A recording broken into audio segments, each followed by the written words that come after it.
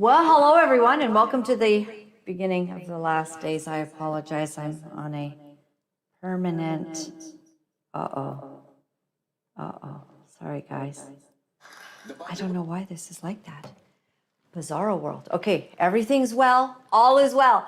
Yesterday we played a show that I had in the can, so to speak, with Steve Holstrom. I hope that you can gather it. And, he was talking about the resurgence of men feeling empowered. I mean, can you imagine that with decades of all of this women's lib and The Simpsons making men look stupid, not to mention the Cosby Show, and then Cosby turns out to be a real nightmare in real life, if you know what I mean. How this has made men look, all of these attacks against them, all of the attacks against fatherhood and all of that. And if you did not catch yesterday's show, please watch Steve Holmstrom talk about this incredible thing that's happening where men and women are giving men back like this, how do you say this? But you've always had this empowerment, and yet society has demeaned men. They've raised women, the whole women's movement and all of that. Hey, rah, I'm glad I can vote. Thank you. Thank you that I'm allowed to speak and do a show like this. Hey, I never knew that I couldn't. I'm not much of a women's libber because all my life, and even going through, the 70s and growing up in that era, I never felt that I didn't have power. I never felt like men were more significant, nor did I worry about them being paid more or anything like that. And in all the jobs, the professional jobs that I've had, I have job per job, I've always made the same as any man that I worked with, including on broadcast television. And so I did not experience that. But maybe that's because women fought so hard. So now we fought so hard that the feminists are fine with a man, right, competing against women in a women's sports. That's how we've gone a little bit backwards. I don't know. And, personally, I like when a man is respectful of me and opens a door and treats me, with dignity. I like that. And it really is helpful when I'm traveling across the country and I need somebody to lift a bag into that overhead, right? And when I travel with my husband, it's wonderful because he does all the heavy lifting. And that's how we met, actually. When we started dating, do you remember that? And you'd make me carry the heavy equipment when we do our shoots and stuff. Yeah, the lights. Anyways, he says that never happened, but I know better. So he wasn't going to give me a free ride. I was just a volunteer, basically. Read my book. It's called Relentless Redemption. It's all in there. So I like that men treat women with respect. I am not one to turn away anyone treating me well and honoring my person just for being a human being on this planet. Like, God made us to rule, to have dominion over this earth. And that is not for any government to ever take any of that away from us.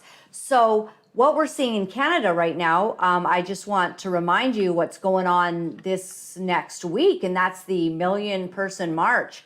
We had Kamal on, and Kamal is an amazing Muslim man who defends his family, loved that his beautiful wife, he does not like what's happening in Canada where we can't define what a woman is. I love this. This is a place where the Muslims, the Christians, the Sikhs, and the Jews were all linking arms. I mean, over parental rights, it's one of the only things we can actually do that. Like, it's such a simple thing. We all love our children. We all care about our kids. And so all nationalities, all religions joining together for this 1 million march. Now, I'm going to Ottawa, and thank you. Some of you have said, listen, I'm going to help you with some expenses with that, and I appreciate it. You've sent a little bit extra, and there's still expenses to cover because when I go, I don't have anybody paying my way. It's just that I feel we need to get this covered with good media and to catch the stories, the interviews, and the people that are doing this. So all of us believe that this propagandization, is that a word? It is now. of our kids and telling them that they can change their gender, all of that, no, we're not down with it at all. None of us, not the Christians, not the Jews, not the Muslims, not the Sikhs, not the atheists even. We've got everybody in unanimous support. And what I find most interesting is that Pierre Poilievre never brought up once in his speech at the CPC parental rights, which is the hottest issue going right now. We're about to have 1 million people march for parental rights in Canada and not a mention of it. Very interesting. And we also saw some great, points put forward at the Conservative convention where they want to ban surgeries. They want to put forward a motion that the Conservative Party of Canada would represent and put forth a law or a bill to become a law that we will not do transgender surgeries on anyone under 18. Now, Pierre Poilievre has said that he's not bound by anything that his constituents, we the people, might think. And I'm personally not a Conservative Party of Canada member because I can't see one single thing that represents my values as a Christian. So I'm not going to support that party. But I was pleased that there are the grassroots that is putting forward these bills. Now, I've been through this process, and basically any leader of the party doesn't have to do anything that the grassroots wants. And that's been the problem for decades now, that the parties in power have not done what the people wanted. They have not dealt with abortion in our country. They have not dealt with these parental issues. It's been growing, the violation. For goodness sakes, if you can ban good news being censored off all media, can you not ban pornography? Can you not ban child porn? Can you not ban the disgusting visuals that our children can access on any telephone? Can you not ban that? If you can ban good people like myself from reporting honest news, why can't you ban that? So in your areas, I did get a text from Amrit, my wonderful friend in Surrey, British Columbia, and he wanted to, make sure that I knew about what was going on there. Let me see if I can get this. So if you're in Surrey, you want to get out that way. Now, today on the show, we are going to have, after my first guest, we are going to have Miriam, who's going to come on, a wonderful Muslim lady from Coquitlam, and they have the 1 Million March. And let me tell you, she is an absolutely beautiful lady. She tracked me down at Sean Foyt. She didn't know how she would find one blonde lady in this massive group in Coquitlam. 5,000 people showed up for Sean Foyt in beautiful British Columbia, and it was a stunning, stunning evening. It was absolutely just beautiful. My son and I were there. We took some footage. So this lovely lady, Miriam, thought, how am I going to find this one blonde lady? And, I had to go pick up my purse at the end of the evening where I'd left it. And there she was. And she was like, oh, there you are. She didn't know how she'd find me. And so we had a wonderful hug. We had a wonderful talk about our kids. And she's going to share later about why she came to this country and how she's ended up in tears day after day after day because of what this country has been representing and doing to their family. So we're going to get to that. Finally, if you are able to get to Toronto, Ontario area, to the Whitby, Ontario, just a little town outside of Toronto, we are doing our huge event. It's called the Era of Champions. Dr. Lance Wallnow and Pastor Artur Pavlovsky will be featured, but so will doctors, Dr. Artis from the States, Dr. Bridle, Dr. Makis, Paul Alexander, Dr. Trozy, Josh Alexander for the young group is going to be there, as well as Nathaniel Pavlovsky, 2 young men standing up against the cultural disaster that is Canada at the moment. So incredible people are going to be there. I'm not sure. Oh yeah, you do have the right poster. Okay. So October 28th, if you can get there, please go to my website, lauralyn.tv, underneath events. You can see that. Use that URL to get there. All right, let's move forward because I'm having just too much fun chatting my face off, and we have an incredible guest. So Peter Harding is an American living in New York State and experienced harsh the COVID measures, much like Canada did. So he started a group, and this group is called Inspired Americans in 2021 in an attempt to establish a common ground and build bridges and understanding and network everything together to inform people and have a group that stands together. And he has great news. He's kind of a hopeful guy, and so that's kind of different than what we've been hearing lately. So let's have him on. Pete, thanks for waiting, and I sure appreciate that you're here today. Hey, how you doing, Laura? It's a pleasure to be on. No problem at all. Doing really good. We've been hearing, Good. just before we get started on Inspired Americans and all that, we've been watching in the news as Governor, what is it? Hope. The Texas guy, Oh, Abbott, goodness. Yeah. Governor Abbott. And he's sending quite a few of the illegal immigrants coming across the border and sending them up to your state. And there's been all kinds of hoopla, and they're like, we can't handle this, but they've been pretty pro, sanctuary cities, and all of that. So but it is creating a bit of hoopla. How do you see it being from that state?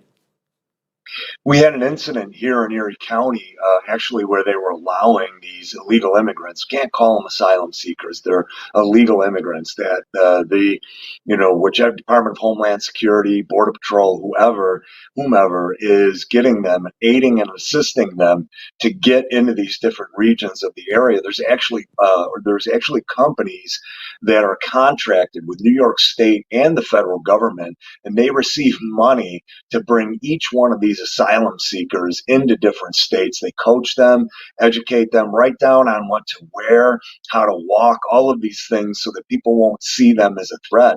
They were housing these people. They were displacing college students within the SUNY college system, and they were also displacing people in hotels. They were homeless people and people that needed shelter for a long time. They'd been in there. They forced them out of these hotels. They brought in these illegal immigrants, but in droves by the hundreds, and most of them weren't injected. There was a lot of crime that came into these various towns. We had women that have been assaulted, they've been killed at this point, murdered and raped, and finally in our county they said enough is enough.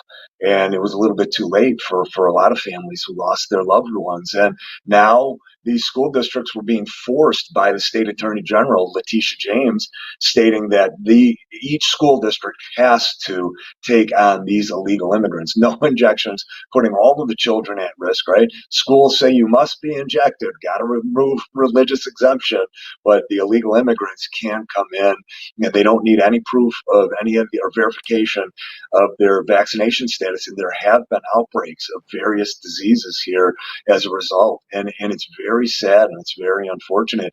And I don't blame the asylum seekers. I really don't blame them, but you blame government and these businesses. Are you saying that in New York State that all of the kids, the American children, do they have to be vaccinated? Is that with the COVID vax? Well, not the COVID vax, but in order to go to school, but there was a religious exemption or you had a medical exemption prior to, I believe it was 2019. There was a very big case that came about, and in New York State, the pharmaceuticals, they run New York State. They run all of the state senators, all the state legislators. We know this. They ran Cuomo. They're running Hochul right now, both of whom are transactional governors, and they put into place. There in New York State right now. The vaccination schedule, I believe, is 82 injections or vaccinations. And in order for these children to go to school, they have to receive that schedule of injections prior to their first day of going to school. They used to be able to declare religious exemptions in order to go in. 2019, that was abolished. That is absolutely shocking. And, what are we doing? All of this stuff that's going into the bodies of our children, it's so disturbing. We've had numerous doctors on to talk about stuff like that. I'm absolutely in shock. So let's talk about inspired Americans. And you said something really fast before we got started here when we were in the green room before we went live, and you said, you know, you want to talk about how we can turn this thing around, basically. And so tell me a little bit about the process of going through what we've all been through, a lot of drama this last 3 years, and how you came out of that with this organization. Gladly and proudly. And thank you for asking the question, Laura. Before I get into that, I want to talk about briefly a great decision that was rendered today down in New Mexico. It looked like it was going to be really, really bad, very bleak. The governor declared it was going to be this state of emergency and proclaimed that in this state of emergency, there was no constitutionality to it at all, that there were going to be no people were not going to be able to use their guns or carry their guns, I think is what it was, because there was one child that was killed. There was a sheriff in one of the counties came out and said, no, you're not doing that. And this is why you're not doing it. If you go through with this, you will be charged and arrested as the governor. And what a lot of people don't understand and realize is they think that these public servants have qualified immunity, but they don't. They think that they have absolute immunity, but they don't. They violate their oath of office. If they violate the Constitution in any way, they can be arrested. So what that shows and demonstrates is that what we have learned in the past 3.5 years, how quickly and how simply we can take it back. Here in New York State, we have 37 counties. There's out of 62 counties that signed a proclamation back, and I believe it was the end of 2021, that stated we will never again abide by another mandate, lockdown, measure, rule, regulation, anything. That's huge. And that's the way you defeat these things, very simply. A lot of times we get into these situations or these issues, like transgenderism, parental rights. We think it's very difficult to surmount these things, but it really isn't. We're able to overcome them very quickly. And what we've got to believe is we can do it. We've got to educate people. We've got to inform them, but we've got to be there. That's the biggest shortcoming in everything that we're doing right now across the country, is that people really aren't networked. And I think a lot of us see that it's starting to happen in a more material and better way. And as we get networked, we don't want to reinvent the wheel. We want to take the wins in each one of these areas and apply it to our state, because it can be that simple. We've seen it happen over and over and over again, with that example here in New York State, with those 37 beautiful counties that were heroic and took the steps that they needed to, as well as down in New Mexico. So when you get back, I wanted to mention transgenderism and parental rights, because I know it's a big issue, and you've got the people that are talking about it. Well, what I'm advising parents here right now we've been doing this for years, and this stemmed back to after the 2019 with the decision on the religious exemptions for vaccinations in the school. What you do as a parent, and this has worked thousands and thousands of times with parents all across the country. You make sure you know everybody in the school, every single person, the principal, vice principal, every one of the board members, superintendent, whatever they call them there in Canada or in your country. And you make sure you put each and every one of those people on notice, specifically what is not acceptable for your child.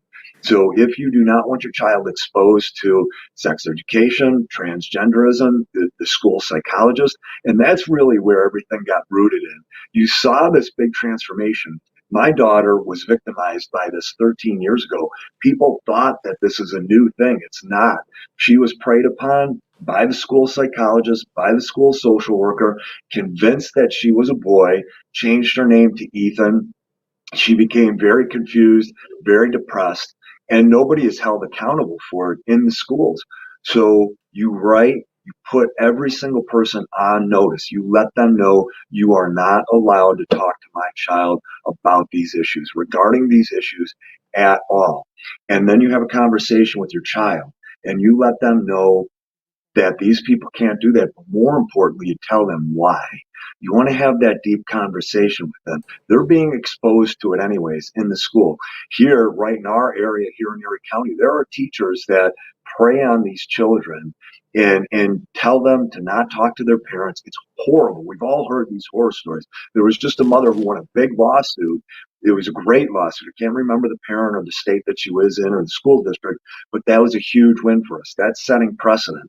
Now, in addition to doing that for each one of the parents, if anybody does that immediately, you have the school board members that take an oath of office. They have to uphold the Constitution. They also are sworn to uphold the laws. There are what we call sexual harassment laws in pretty much every country and state, county, everywhere. And what you want to do is you want to use that against the school psychologist. These people took an oath of office, so they have to testify.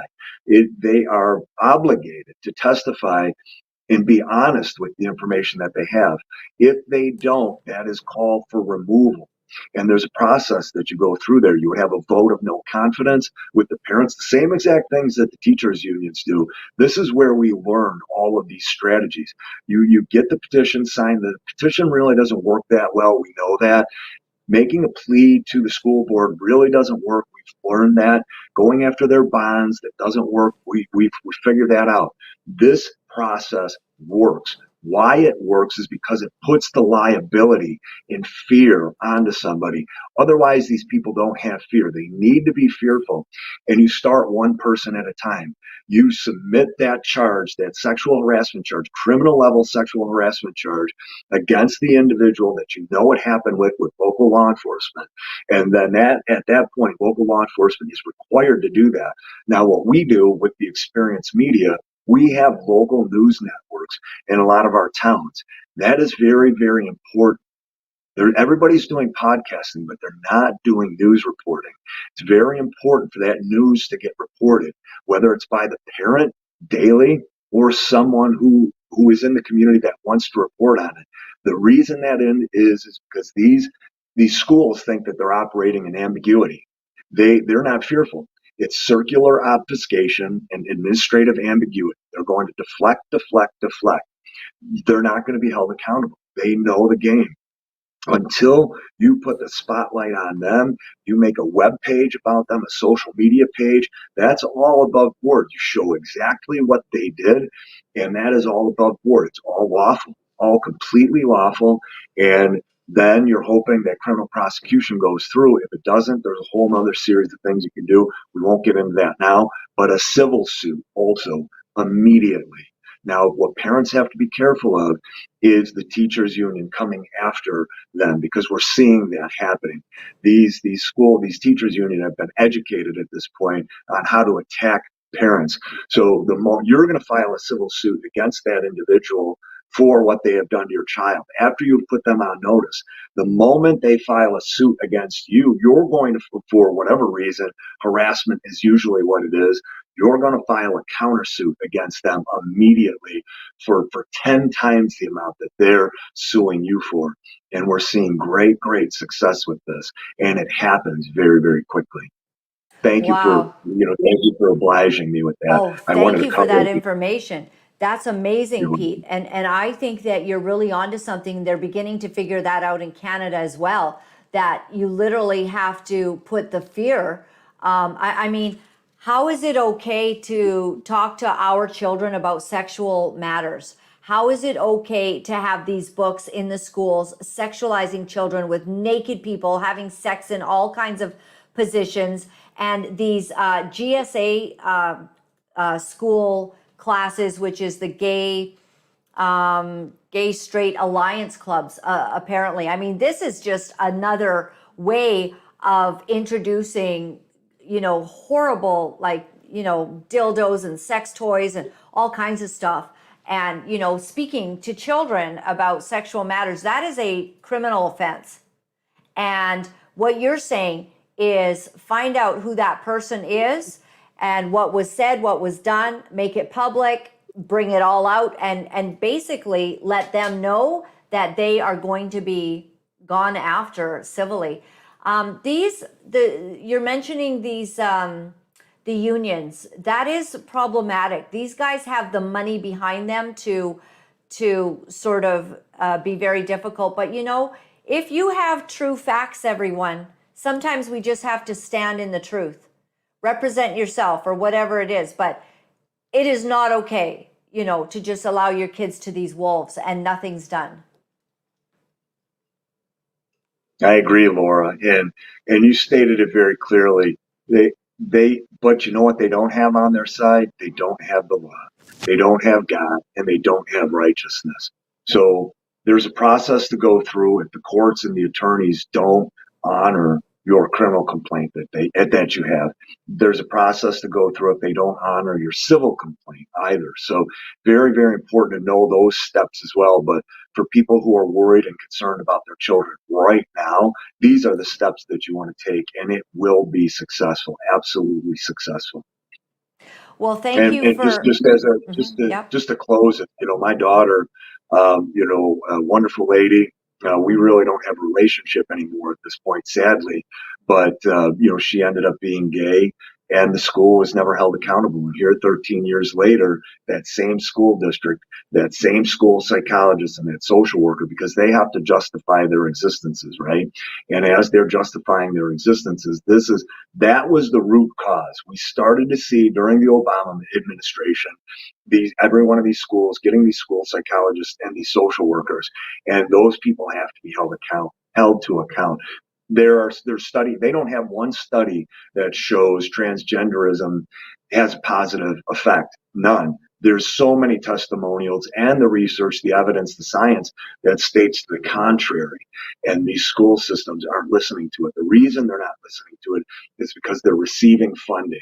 Wherever they're receiving that funding from, whether it's the federal or state level or both, that is just like with the mask measures and the forced injections. That's why they did what they did.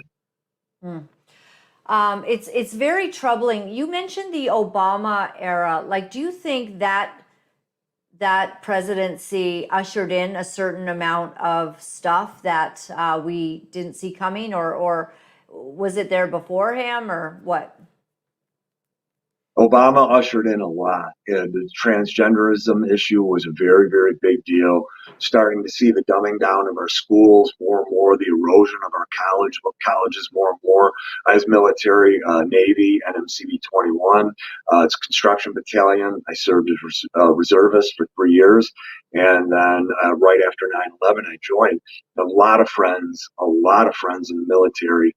And the people that had the most experience, the most years, the highest tenure, whether it was enlisted or officers, they were getting rid of them at an unprecedented level.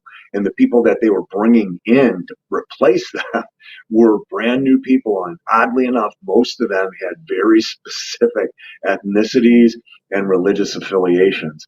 And once Trump came in, all of that stopped. All of that erosion, that destruction that happened to our U.S. military was restored, and everybody's spirits. I know people, just spoke to a friend of mine, has been in the military for 13 years. He saw the transitions from Obama to Trump and now Biden, and he was going to be a career guy. He has done wonderful things in the Army for our country, wonderful things, whether it was overseas or here in our country. He said, I've had enough. He goes, I pray Trump comes back, but I don't think he's going to come back soon enough. I'll probably be gone by then. And that overwhelmingly is the case with so many people. And that's by design. Wow. I believe you. I believe you. And we've seen the results of this as, something that when you and I were going to school, I'm probably older than you, but we didn't know transgender kids. That was not a thing. No one talked about it. There was not a thing. And in fact, we never saw naked pictures of anybody, doing sex acts, heterosexual or any other kind. And we didn't sexualize children, right? And now our whole system is geared towards this whole United Nations Agenda 2030, basically saying that kids have the right to their sexuality and that, we have to give them the tools or whatever. Like, this is pure and utter filth and evil. Children are not to be sexualized. And in fact, we serve a God who did not think that children should be sexualized. In Song of Solomon, several times it says, do not awaken these sexual feelings before their time. And what's happening is sexual feelings are being awakened in children much before their time. And they're getting confusion because you have activists in the schools that probably had a hand in speaking with your child behind your back without your consent or knowledge and giving her ideas and false information, that it has affected her life. And this is a common story now. I'm hearing about it every day. And we've got to stand up to it and fight back. This is not okay. You're absolutely right, Laura. I agree. It's not, and it is one of the simplest things, one of the absolute simplest things that we can take on and correct and address. And we think that we can't do it, but we really can. And we've seen success in thousands and thousands of cases. We'd love to see that be the case for tens of thousands of children and families because it is very destructive when you've had that core.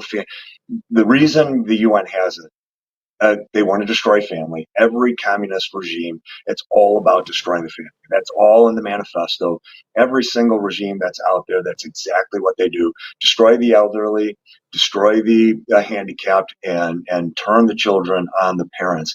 So that is part of it, eroding the family. And like you said earlier, individuals who are Sikhs and who are Muslim or of the Islam faith, everywhere they are faced with this, and they're questioning it, and they're very, like you said, your friend, very, very sad because they just don't know what to do or how to handle it. So hopefully this will help some of it. The other big part of this is you got to think about this, that these people who are involved in this, these cult, these Satanists, these Luciferians, they declare this, right?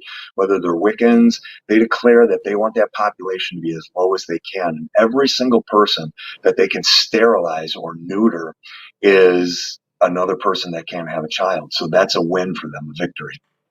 Right. And they have no problem talking about how the world has too many people in it. And what's really sad, I think, Pete, is that the LGBTQ themselves do not understand that this is all a ploy to harm them, like to hurt them. That these people don't care. Soros didn't invest millions or billions, I don't know, of dollars into the whole transgender phenomenon because he cared about transgender kids. He's an old Hungarian man. He created total chaos to hurt people. And he knew that the Christians, the Muslims, the Jews, the Sikhs, religious people were going to get very upset. And of course, he's a raging atheist. So he thought, how do I create chaos? And he threw a ton of money at a strange, thing called, transgenderism, being queer, which no one can define, and a whole lot of sexual, perversion. He threw a lot of money at it. And now people got caught up in it, and they're getting payoffs left, right, and center at the expense of the souls of our kids. You're absolutely right. And that's exactly what it is. And you have these businesses that are contracted with Soros to go in. We've seen the beautiful James O'Keefe, documentaries, the undercover reporting, the investigations that he's done. And he's exposed that. You can't hide from when somebody gives testimony in front of a camera that they didn't know that they were being recorded on, right? That's about as true and as real as it gets. So when they want to say it's conspiracy and beyond, there was just a beautiful gentleman. I don't know which school district it was. I'm going to try to find the video and share it with you so you can give it to everybody. In about 2.5 minutes, he completely decimates the transgender movement with schools. He goes through, look at, here are all the instances of men who said that they were women, who killed or hurt or assaulted all of these women in all of these settings because the schools were saying it never happened. Then he went into talking about, and this was the home run, the grand slam home run and a touchdown. He said, if this was an anorexic person, you wouldn't tell them to not keep eating. And he said, if this was a person that was struggling with schizophrenia, you wouldn't tell them to listen to all the voices. You would say, go get treatment. Transgenderism, why are we enabling it? The only reason we're enabling it because, like you said, it serves their agenda. It really does. And it's created the chaos that they desired, and it's hurting families. It's hurting, Christian, Muslim, Sikh, Jewish families, atheist families. It's hurting families in our nation. And do you know what's shocking? And I'll just close with this. This is your organization here. And we want everybody to go and check out your website and maybe perhaps try and join your organization on Facebook under the same name, Inspired Americans. But the thing is that our political leaders are largely so silent on it. And in Canada, it's far worse. At least you had Trump, who was standing against, he didn't want he stood against transgenders being in the military, and he had a lot of things that were really good. He respected, if you want to be gay, be gay.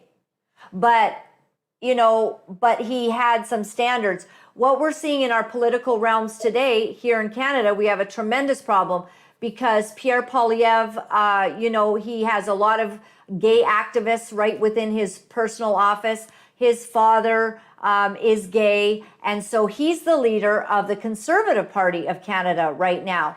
And the Conservative Party, grassroots people, they want this dealt with. They want protection for their families.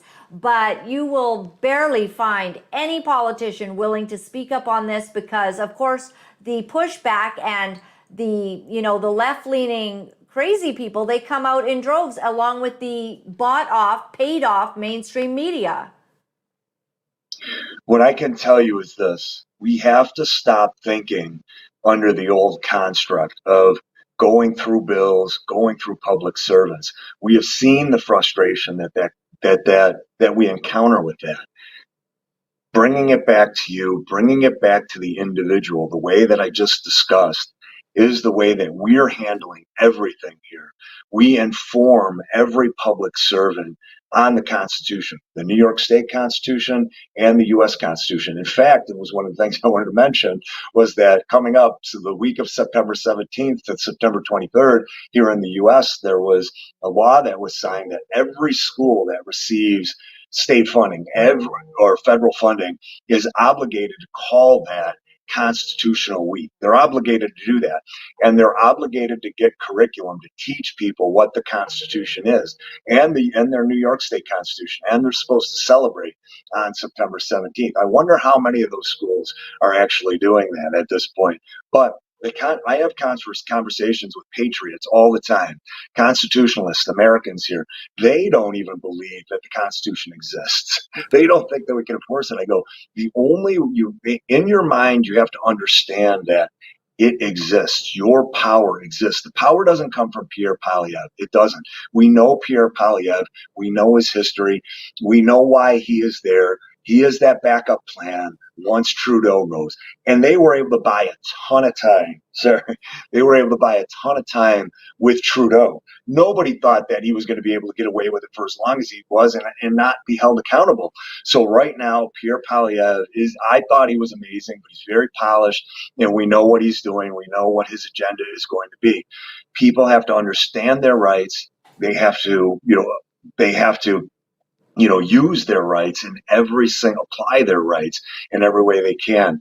And again, bringing it back small to the individual public servant is key. That is key because so many times we want to go after the school. We want to go after, the law, the bill, whatever it is. We can't do that. We got to start going after the people that are signing these bills, authoring them, co-signing them. And that's the school trustees too. You said you can't really rely on school trustees. Like they're a bunch of no minds. They're totally scared. They don't want to lose their position. So they're just kowtowing to all of the politically correct. We need courageous people to stand up for little kids being told a pack of lies. And maybe we have to name names with these school trustees. I certainly have. We have some real crazies right in the town where I live. I mean, absolutely bizarro world. Crazy school trustees. These people should not be near children. And we've got them, they get upset if one of the trustees suggests that maybe the girls should have to dress a little bit more appropriately because they're coming, with everything hanging out. Oh, you're some kind of sicko for suggesting that. I mean, it's just crazy.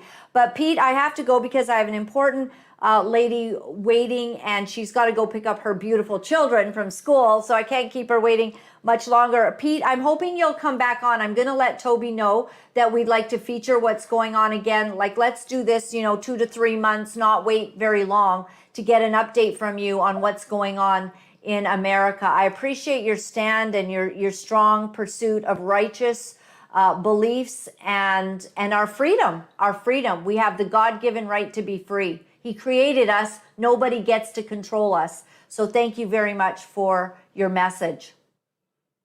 You're welcome, Laura. It's been a pleasure. God bless, and God bless your mission. I hope it's great. I hope you guys do really well with everything. Take care, and I can't wait to see you again. Thank Gladly. you, Pete. God bless. You're Thank welcome. you. Thank you. Bye-bye. God bless. All right.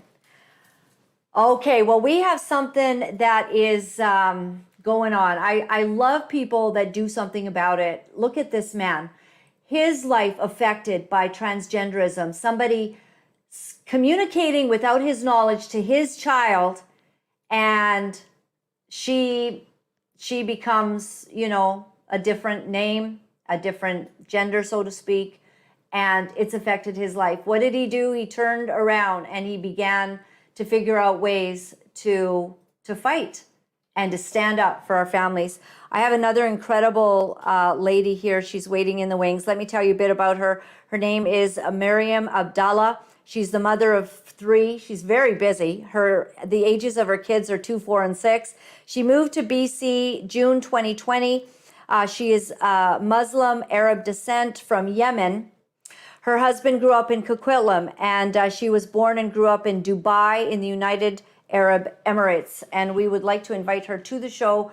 Thank you so much, Miriam, for waiting. I hope that we can hear you. How are you? I am fine, thank you. Can you hear me? Yes, yay. Okay, fantastic, Sometimes it fantastic, doesn't work, success. Miriam. Yeah, because we didn't And I was speak to worried you ahead about of time. Hey, all I good, it's all loved good. it. Yeah, we found each other the other day at Amazing. the Sean Foyt concert. You didn't know how to find the blonde girl and all the blondes, and you I found did me and I definitely found you. scan the crowd a little bit, but again, fate and destiny. Total Right, believer in both. right. Total Oh, believer in both. Miriam, I'm so grateful for you. We are standing together with Kamal that has started this incredible movement. We're going to play his video after you because I don't want to miss anything from you. I know you're on a time constraint. Tell me a bit about your story. You shared briefly with me about coming to Canada and your hopes and dreams in that.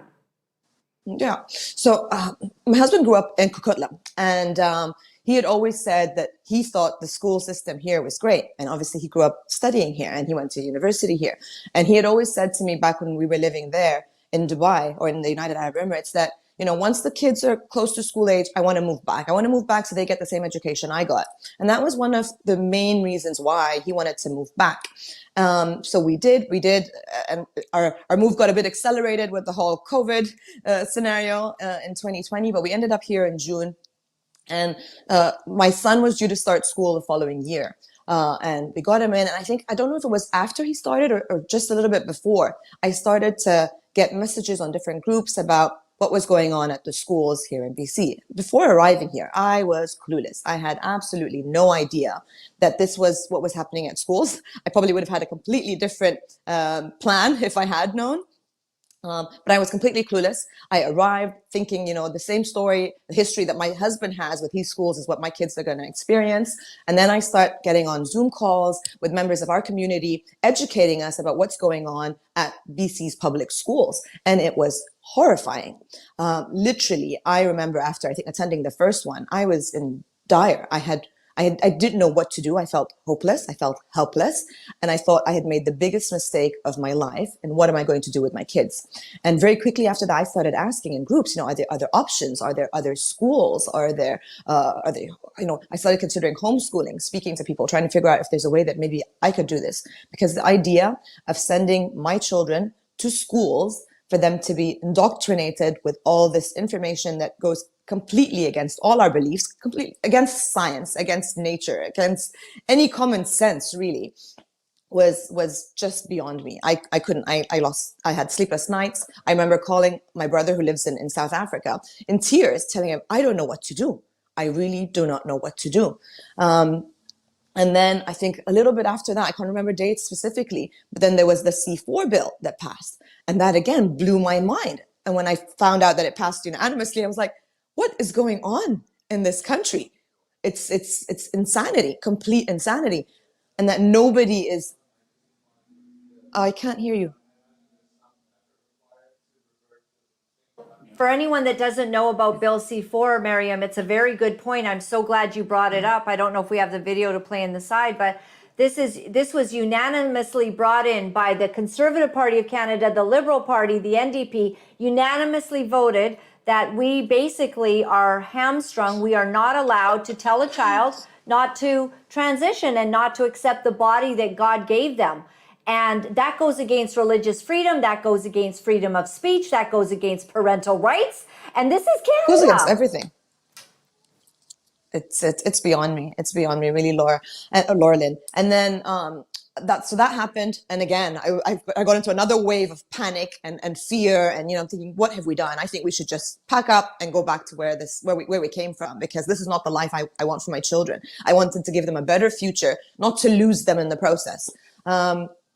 Then obviously, thankfully recently there's been, I don't know if it was the C4, I heard people talking about Qatar being the reason. I'm not sure what it was that got people internationally a little bit more riled up about, okay, I think enough is enough. This has gone as far as it needs to go. We really need to put a stop and a stand to it. And I think for every individual, we always think, I'm the little person, I'm the one person. What change can I inspire? But really all it needs is a million ones, and we have a million, right? So I heard about this movement and I decided that I wanted to do something. I hadn't heard about anything happening in BC, and I thought, I'm getting involved, even if it is going to be just the 1 or the 5 or the 10. I'm going to go out and do my part. So when I lay my head down at night, I know that I've done everything I can as the individual to try and make a change. And then a great friend of mine got me in touch with Kamil Sheikh's team, and now I'm working with them to run a protest here in Coquitlam. Everyone's welcome to come. We are promoting it as the Mothers Movement, and I'm encouraging all mothers in my area and in neighboring cities to join us and to fight for our rights and our children's rights and protect their innocence, and return schools to what they should be. A place where kids go to get educated for their future, not to learn about sexuality and gender identities and to confuse them and to give them mental issues. This is not what the school system should be. They are absolutely confusing them and giving them mental issues. And usually we're finding that there's a high number of children that already have like autism or other sort of difficulties. And it ends up that, someone's talking to them at school without a parent even knowing. In Canada, we have the right to teach our children our personal religion, our personal beliefs, our personal stand on things, and we do not expect them to be getting that kind of training at school. We want them to get math, English, history, if you'd like, give them some good life skills and prepare them for university if that's the way they're going. Although let me tell you, our universities are a cesspool as well. So we've got a problem, Miriam, and the mothers are coming. The mothers are coming. The mama bears are going to fight. And they better be prepared for something, because we're putting everything aside. We're not going to be fighting about religion. We're not fighting about ethnicities or anything like that. I personally was born in Uganda, East Africa, Miriam, so I'm actually African American, okay? African Canadian, I'm American too. Amazing. But we're putting all that aside. Because there's one thing that every mother in this world knows, is that if you hurt her babies, you will face the wrath of the mother bear. And that is coming. And we are not going to be dislodged on anything. We are fighting for the kids. We are linking arms together. We're asking every community, every religious sect, every nationality come together, and you are going to be in Coquitlam area. Tell everybody where to meet you on September 20th. So September 20th, the plan is we're going to meet at the Town Center Park, parking lot A. That's where we're going to gather, and then we're going to march together to City Hall at the City Hall Plaza in Coquitlam, and we're going to spend the day there protesting. And I'm calling everybody, please bring your kids, keep your kids out of school or take them out of school. Meet us there at 9 a.m. and march with us for this noble cause to make schools great again. Yes, make schools great again. Now, it's not quite 2:20 yet, so can I ask you a couple more questions, or are you? Yes, please. Okay. No. Go ahead.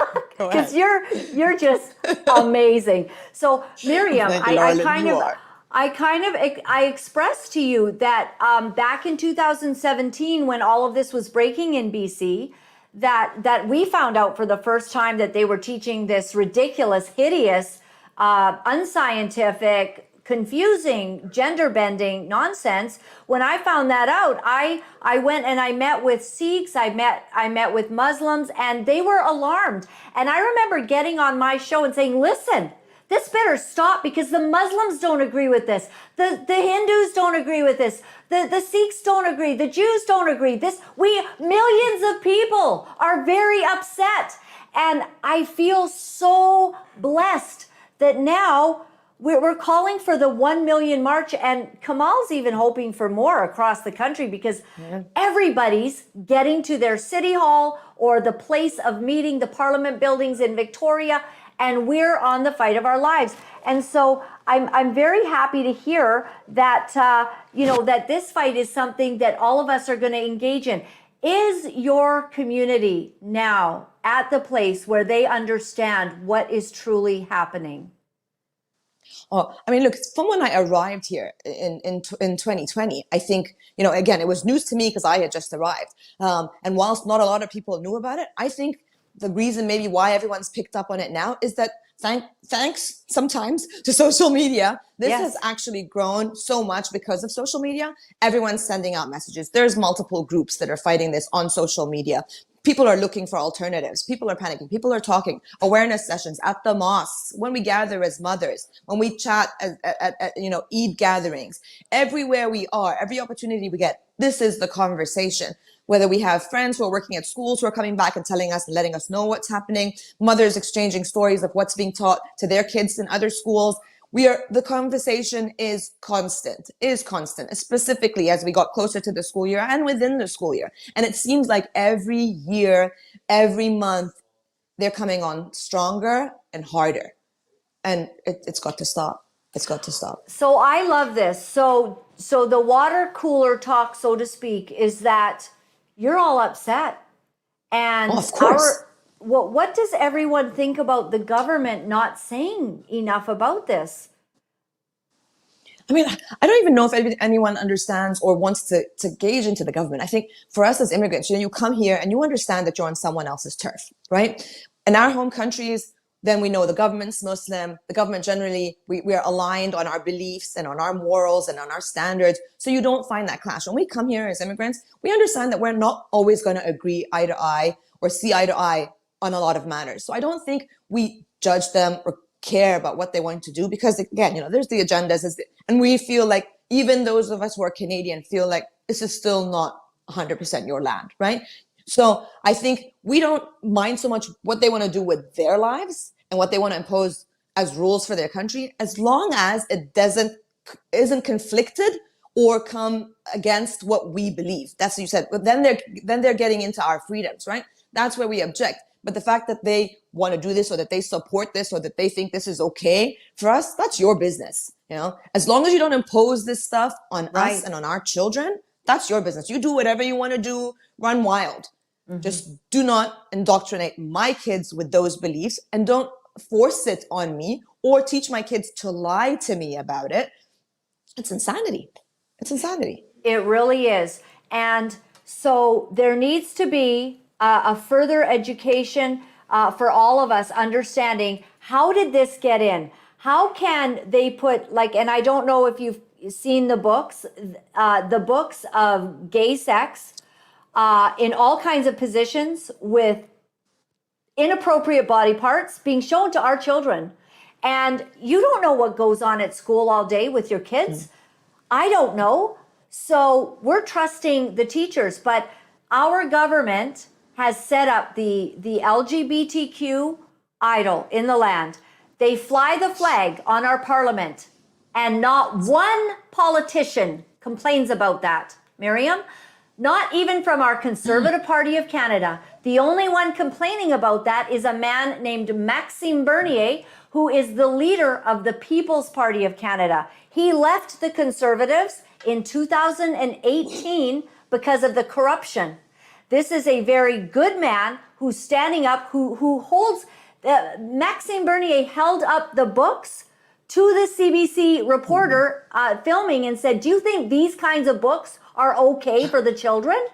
And so Pierre Poilievre, Justin Trudeau, Singh, Jagmeet Singh, I mean, he's just an abomination to his own group because they don't even like what he stands for. The Sikhs are like, what's going on teaching our kids this nonsense? And Jagmeet Singh's just, it's all about the pride flags, the pride crosswalks. Where's the patriot crosswalk? If you're going to fly a pride flag, where's the Muslim flag?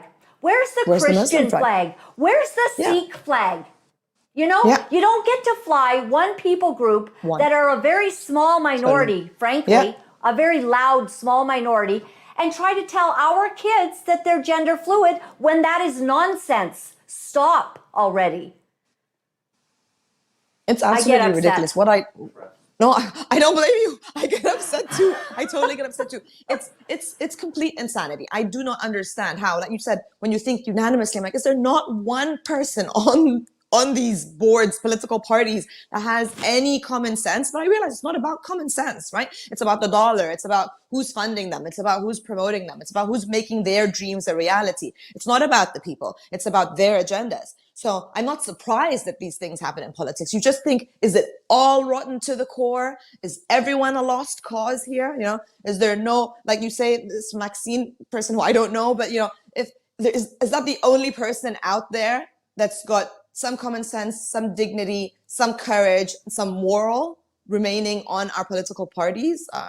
He is the only. Crazy world we live in. Only leader. I will also say there's another small political party, Rod Taylor. Now that is the Christian party, and I don't believe that you would necessarily vote for a Christian party, but the People's Party. We share a lot more together than any other party. So I wouldn't tell you I wouldn't vote for a Christian party. Yes, Christians still share, I would say, a good 80-95% of the beliefs that we share. So why not vote for a Christian party? I absolutely agree with you. And the People's Party of Canada shares those same beliefs. Anti-transgenderism, anti-small groups getting all of this. And Maxime Bernier is growing in strength and power. And if there were a movement of everybody saying we've had enough of this Conservative Party of Canada, this Liberal Party, NDPs allowing our children to be fed to the wolves, then we could have a turnaround in this country. And I will be in Ottawa. Maxime Bernier will also be there marching with the people. And that is something that you won't see Pierre Poilievre doing, and you will not see Justin Trudeau doing. And I think it's fantastic, and I just thank you for your time. We have a beautiful picture here of us meeting, and I'll never forget it. Miriam, I thank God for you. I thank God for all of for the Muslims that have risen. I thank God for Kamal. And Kamal and I had a wonderful time. You are all very respectful of Jesus. And I think that this is not about any of that. We can love people. We don't have to be in 100% agreement with religious beliefs, but we are in 100% belief and in agreement with the love of our children. The mothers are coming. The mothers are coming. And we declare this is enough. All of us are standing together from all different religious sects, all different nationalities, and we're here for the protection of our children. You better watch out, Canada, because Miriam and Laura-Lynn are on their way. We're coming. And we have millions with us, and great men like Kamal as well. And I so appreciate it. Yes. God bless you. Everyone. Go pick up your kids. I hope to see all the mothers with us in Coquitlam, standing as one, united, like Laura-Lynn said, regardless of faith, regardless of sect, regardless of nationality, color, beliefs. We want everyone there because we're fighting one fight for our children. United. Let's go. Let's go. I love you. Thank you so much, Miriam. Thank you. We'll I love see you so much, Laura. soon. Thank you so much for having me on. Okay. See you. Bye-bye. God bless. Thank you very much, darling. Thank you. God bless. Bye-bye. You know, it's so incredible. Let's all remember that we all came from a God who created mankind. And until Abraham, we've all got the Abrahamic father that we believe in. So let's unite for the love of God, for the love of our children. Let's put all of this other stuff aside. Beautiful mothers across the planet, across the entire planet, are done with this transgender nonsense. And listen, you have made victims out of innocent little kids who end up, you know, young women lopping off their breasts. Why don't you look for the videos right now of those same women in deep regret because nobody talked them out of it. Nobody told them that this was maybe something they shouldn't be doing, that this was illogical, that this wasn't right to do. No one told them that. And so by the time they're 14, 15, 16 in Canada, you can have your breasts cut off. Boys can have their penises all altered. You know, we've watched a show actually, I Am Jazz, I think, and we used to follow that show a little bit to see what was going on. He had a transgender surgery and then they didn't have enough material, you know. Yeah, I know, it's graphic. Okay, to make the female parts, you know, it never worked out very good for him.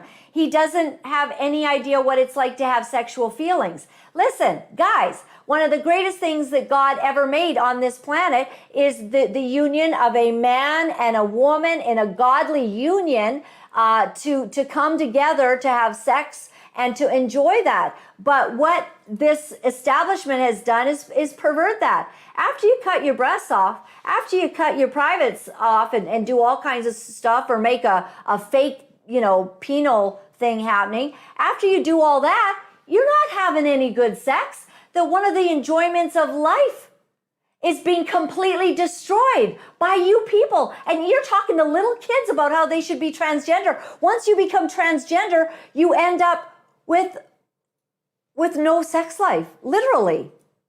So what are we all doing? What are we all doing? What are we supporting? This is going to go down in history as one of the most disturbing times where we harmed children, we cut off body parts, we participated in some crazy ritual and ideological tangent that has no merit or base in science, and we hurt kids from all families. Enough. The mothers are coming. And God is with us. And we're done. We're done. And our Prime Minister, Justin Trudeau, he needs to be on notice. And Pierre Poilievre, you've been a failure in this regard. You didn't even mention parental rights. You all passed, and you passed Bill C-4 with highfalutin each other, giving each other high fives and clapping for 2 to 3 minutes in support of a bill that basically puts parents in prison if they try not to if they don't agree with transgendering their child. That's what you did. At the base of all of this, you will lose your designation if you're a psychologist or psychiatrist for speaking truth or common sense into a child. You all put that in. And you colluded with the enemy, the Liberal Party. You colluded with the ultimate woke party on the planet. Now, while it is true that the Conservative Party here in Canada is one of the most liberal conservative parties in the world, right? Y'all gave gay marriage a free pass, and that was under Harper. That was under Harper. Harper, oh, wasn't he one of us, you know, pro-life, gets a majority government, does nothing with it. And what do we all do? We just keep on supporting these people that are harming our nation and do not even give lip service any longer. Do you know, they don't care about us as Christians. Like I'm talking about the Conservative Party of Canada. They won't even give us the honor of saying, well, we're pro-life. We don't think we should touch the issue right now. No. They're just like, no, we're not dealing with that. Yeah, they're flying the pride flag above the parliament. Yay. Happy Pride Month. Happy Pride Year. That is a very small group. I don't know what's wrong with y'all, but all of us, yeah, we're not down with it. You're hurting us, you're hurting our families, and you better be on notice. Looks like Pierre Poilievre will get in. Congratulations. Under the leadership of Pierre Poilievre, we will have 400,000 plus abortions. We will have thousands and thousands of children who will transition with not a word said. What have we gained? Crazy Trudeau out? Yeah, maybe. My website's Laura-Lynn.tv. Do we have a bunch of stuff to do today? All right, should we get to that? I'm sorry, I have a few more things I want to let you know before we go. So some still images. Oh no, sorry, wrong one. Okay. Theresa Tam has announced a new mRNA booster authorized by Health Canada. So all of these boosters that they want to keep giving everyone, is that because Trudeau bought 400 million shots and they have to figure out how to get rid of those? I don't know. Take a look. With today's authorization, NACI is reaffirming its guidance on the use of COVID-19 vaccines this fall. NACI recommends authorized age groups get an updated COVID-19 vaccine dose this fall, 6 months after their last vaccine dose or infection. We will have enough supply of the updated COVID-19 vaccines to support immunization programs across Canada. The Omicron variant continues to evolve, with XBB subvariants such as EG.5 continuing to circulate in Canada and globally. Canada has also reported 11 cases of the Omicron subvariant BA.2.86. This improved immune response is expected to better protect against the strains that are circulating in our communities. It has been more than 6 months since your last dose of COVID-19 vaccine or your last infection, your protection from the virus may have waned. Receiving a COVID-19 vaccine dose this fall with an updated formulation is expected to increase individual protection against infection, symptoms, and severe disease. This is particularly important for people at increased risk of severe outcomes, such as people 65 years and older, individuals with underlying medical conditions, pregnant people, and those living or working in congregate living settings. Vaccination in combination with personal protective measures are integral tools to reduce the negative impact of respiratory illnesses. This is especially important as we head into the colder months, when people spend more time indoors and the risk of respiratory illness increases. Okay, she's sitting by herself at a mic. There's no mask mandate, but she is virtue signaling that mask. Get your masks out. You know what? No, thank you. First of all, I got, a bit of asthma, so I don't want to be breathing my own toxic germs and the carbon dioxide that I'm releasing from my body. I don't want to suck back in. Have you seen what happens with these masks that you're inhaling germs back into your body? Like, it's so unhealthy. Everyone knows this if you follow doctors. I'm not talking, don't listen to me. Follow the doctors that we've had on that talk about how these things are no good. Oh, find out from Fauci how this isn't going to stop a virus that's, microscopic in comparison. Like, it's like this. It goes through the mask like this. No problem, because it's too small. The masks don't stop anything. If the masks worked, then how come all the old people died in 2020? But even more so, how come there's so many excess deaths in 2022 and 2023? Anyone? More deaths than in a pandemic year?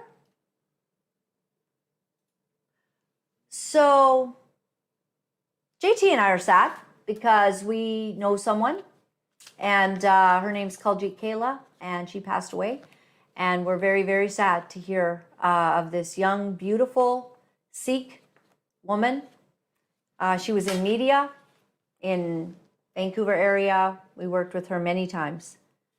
And she's passed away. She suddenly got cancer. We mourn her loss. We are going to let YouTube go right now. Sorry, everyone. You're going to have to go over to Rumble if you want to see a couple things we want to report on because the rules. All right. So Rumble, it's in the description there. Head over to Rumble. You can catch it there. And JT, roll Dr. Joseph Freeman detailing how the FDA